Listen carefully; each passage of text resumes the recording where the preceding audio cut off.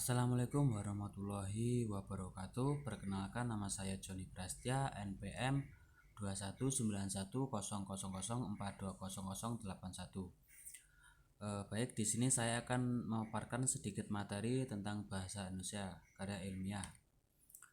Yang pertama, karya ilmiah. Karya ilmiah merupakan karya tulis yang isinya berusaha memaparkan suatu pembahasan secara ilmiah yang dilakukan oleh seorang penulis ataupun peneliti untuk memberitahukan sesuatu hal secara logis dan sistematis kepada para pembaca. Selanjutnya ada karangan ilmiah. Karangan ilmiah ialah karya tulis yang memaparkan pendapat, gagasan, tanggapan, atau hasil penelitian yang berhubungan dengan kegiatan keilmuan. Karangan menurut bobot isinya ada 3 jenis, yaitu yang pertama ada karangan ilmiah, yang kedua karangan semi ilmiah atau ilmiah populer, yang ketiga ada karangan non ilmiah. Nah, yang tergolong dalam karangan ilmiah antara lain makalah, laporan, proposal, skripsi, dan tesis.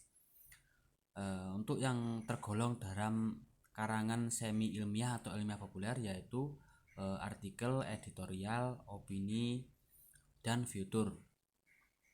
Untuk yang tergolong dalam karangan non ilmiah antara lain dongeng, hikayat, cerpen, novel, roman, dan naskah drama.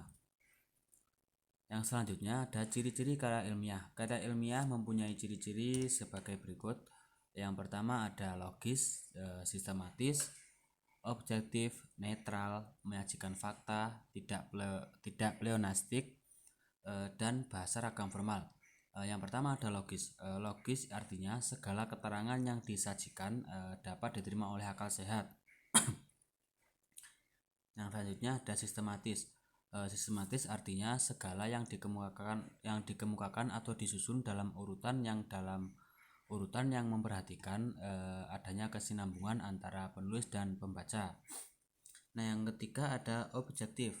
Objektif artinya segala keterangan yang dikemukakan merupakan apa adanya. Yang keempat ada netral. Dalam karya tulis ilmiah juga harus netral atau tidak dipengaruhi oleh pihak-pihak tertentu. Setiap kesimpulan yang diambil tidak boleh mempengaruhi orang lain ataupun pembaca. Nah, yang kelima ada menyajikan fakta. Setiap pernyataan atau uraian ataupun simpulan dalam karya ilmiah harus benar-benar aktual. Dan yang keenam ada tidak pleonastik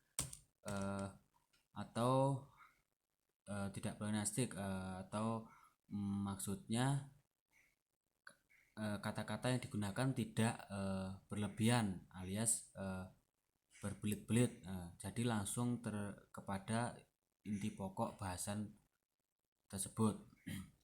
Yang terakhir ada bahasa ragam formal. Dalam menulis karya tulis ilmiah tidak boleh menggunakan bahasa yang ragam santai, jadi harus menggunakan bahasa yang ragam formal atau bahasa yang baik dan benar. Dan selanjutnya ada syarat-syarat karya ilmiah. Syarat penulisan karya ilmiah mencakup beberapa hal sebagai berikut. Yang pertama ada objektivitas. Yang kedua ada pola berpikir secara deduktif dan induktif. Yang ketiga ada sistematika. Nah, untuk objektivitas berhubungan dengan sikap penulis. Dalam hal ini penulis harus bersikap objektif dalam mengemukakan pendapatnya, harus apa adanya dan tidak dibuat-buat, sehingga hasil tulisannya dapat dipertanggungjawabkan berdasarkan yang ada. Untuk yang kedua ada pola berpikir deduktif. Dalam pola berpikir deduktif dan induktif, yang pertama ada deduktif. Pola pikir deduktif yaitu pola pikir yang bertolak belakang dengan teori atau hal umum untuk menarik kesimpulan yang khusus. Sedangkan induktif pola berpikir yang menarik kesimpulan atau dari fakta-fakta khusus kepada fakta umum ataupun kalimat utamanya berupa kalimat yang bersifat umum. Nah, yang terakhir ada sistematika. Sistematika yaitu karya tulis ilmiah harus disusun secara sistematik, artinya menuruti alur pemahaman yang runtut dari masalah sampai dengan kesimpulan. Nah, tujuan penulisan karya ilmiah. Yang pertama, memecahkan masalah tertentu, menambah pengetahuan, ilmu, dan konsep pengetahuan tentang satu pokok masalah tertentu, membina kemampuan menulis ilmiah dan berpikir ilmiah bagi penulisnya. Mungkin itu sedikit materi yang dapat saya sampaikan. Ada kurang lebihnya saya mohon maaf.